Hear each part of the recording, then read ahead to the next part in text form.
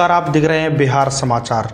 चलिए दोस्तों, बिहार के साथ साथ देख लेते हैं देश की तमाम बड़ी खबरें जो आपके लिए है ज़रूरी। चलिए बढ़ते हैं बिहार की बड़ी खबरों की तरफ।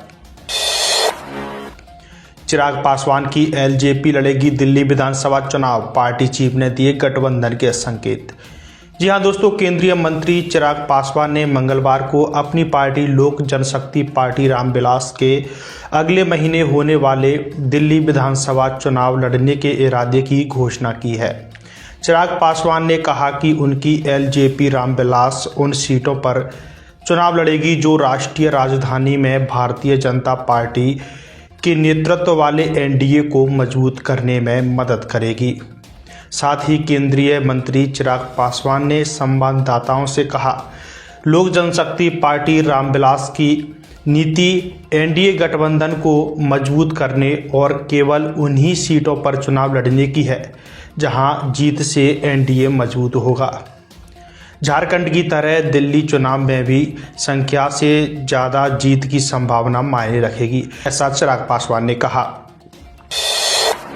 बिहार में दही चूड़ा भोज पर सियासत हुई तेज, कांग्रेस को नहीं मिला न्योता, जेडीयू ने खड़े किए सवाल। जी हां दोस्तों, मकर संक्रांति के मौके पर बिहार में मंगलवार को दही चूड़ा पर सियासत तेज हो गई है। मकर संक्रांति पर आरजेडी नेता राबड़ी के निवा आवास पर चूड़ा दही भोज का कार्यक्रम रखा गया था।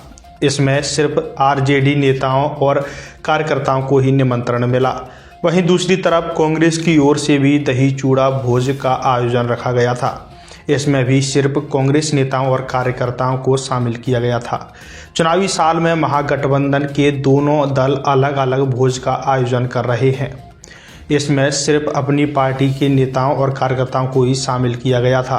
राजनीतिक गलियारों में अब चर्चा हो रही है कि गठबंधन में सब कुछ ठीक नहीं चल रहा है। ऐसे में बिहार की सियासत भी तेज हो गई है, क्योंकि एक ही गठबंधन के आरजेडी और कांग्रेस दोनों ही एक दूसरे के कार्यक्रम में शामिल नहीं हो रहे हैं।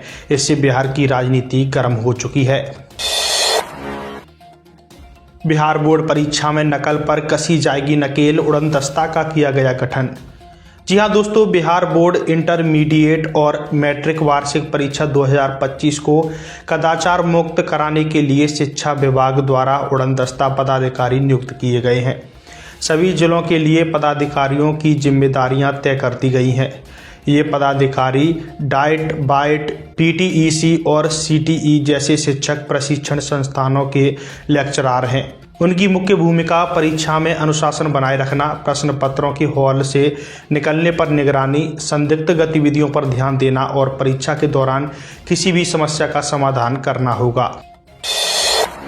तेजस्वी यादव ने केंद्रीय मंत्री गिरिराज सिंह को नसीहत देते हुए बोला, मंत्री क्यों बने हैं, धर्मगुरु बन जाएं।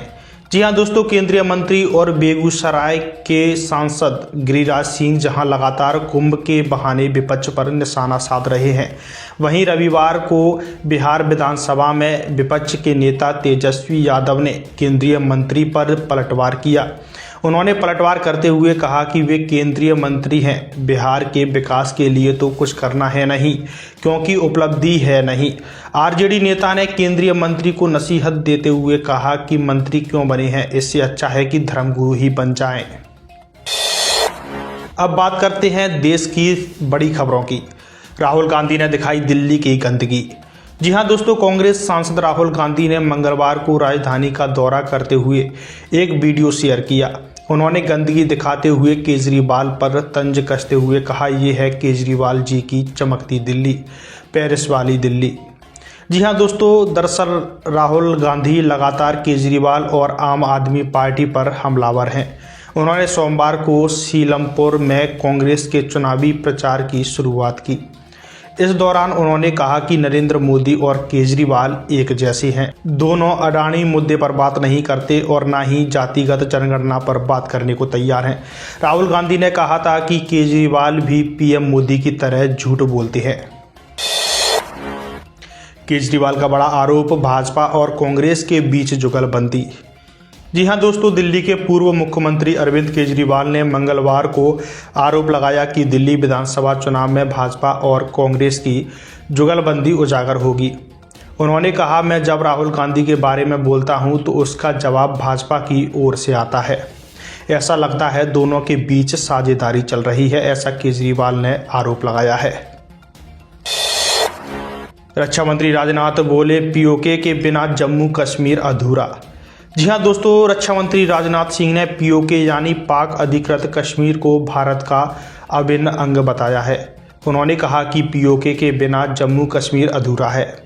पीओके और कुछ नहीं बल्कि पाकिस्तान के लिए विदेशी ज़मीन है और इस ज़मीन का इस्तेमाल वह आतंकवाद फैलाने के लिए कर रहा है, ऐसा रक्षा मंत्री राजनाथ सिंह ने कहा है। पीओके में आतंकियों के लिए ट्रेनिंग कैंप भी पाकिस्तान द्वारा चलाए जा रहे हैं। राजनाथ सिंह ने यह बात मंगलवार को जम्मू कश्मीर के अखनूर में 9वें armed forces veterans day event में कही थी। तो दोस्तों, आज के लिए इतना ही। देखते रहिए बिहार और देश की तमाम बड़ी खबरें। ऐसी तमाम बड़ी खबरों को रोज़ देखने के लिए चैनल को जरूर सब्सक्राइब करें। धन्यवाद।